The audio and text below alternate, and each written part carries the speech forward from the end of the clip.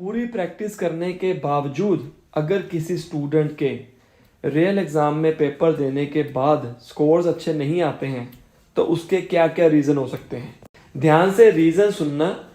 अगर आप भी स्ट्रगल कर रहे हैं, आई एम श्योर आपका भी एक ना एक ये रीज़न होगा ही होगा। सबसे मेजर रीज़न, बच्चे हमेशा अपने टीचर को ये कहते हैं, सर या मैडम मैंने वैसा का वैसा ही किया था जैसे आपने कहा था। अगर वैसा का वैसा किया होता तो आपके स्कोर्स भी अच्छे आते हैं। आपने कौन कौन सी मिस्टेक्स की हैं? मिस्टेक नंबर 1, स्पेलिंग मिस्टेक्स हो सकती हैं। सेकंड मिस्टेक, आप ऊंची बोलना शुरू कर गए और पीछे से एग्जामिनर आया आपको रोकने के लिए और आपकी कंसंट्रेशन ब्रेक हो गई। ये भी इम्पैक्ट डालता है।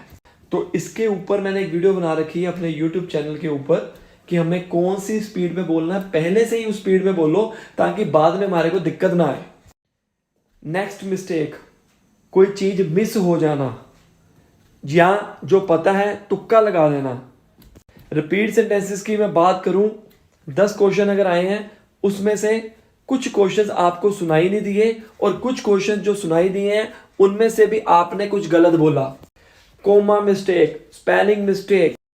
स्टूडेंट के राइटिंग में स्कोर कम आए हैं तो बच्चा ये पूछता है, सर मैडम मैंने तो वैसे ही टेम्पलेट यूज किया था जैसे आपने कहा। आपको खुद पता है कि आपने एग्जाम में क्या किया है। राइटिंग के मार्क्स सिर्फ जो होते हैं वो सिर्फ ऐसे राइटिंग सेक्शन में नहीं होते हैं गाइस। जितनी देर तक आप सच नहीं बोलोगे, अपनी गलती नहीं मानोगे, उतनी देर तक पीटी का एग्जाम क्वालिफाई नहीं कर सकते हो। अगर आप अपनी गलतियां छुपाओगे तो टीचर आपको कभी भी उसका राइट सोल्यूशन नहीं दे पाएगा। तो अगर मेरा कोई स्टूडेंट अच्छे स्कोर्स लेकर नहीं आता है, देखो हर एक की बात होती है, रियलिटी यही है कि 100% रिजल्ट किसी का नहीं आ सकता, लेकिन जो बच्चे पास नहीं हुए हैं हम उनका साथ नहीं छोड़ते हैं। तो जब भी कोई स्टूडेंट के साथ मेरे ऐसे होता है तो उनको मैं यही कहता हूं कि सच बता, और सच जब बताता है तब हम एक ऐसे कंक्लूजन के ऊपर निकलते हैं ताकि उसको पता लग सके कि एक्चुअली में गलती हुई क्या है। परफॉर्म तो आप सारे अच्छा करते हो, गलती कोई नहीं मानता। गलती मानो, टीचर से डिस्कस करो, छुपाओ मत।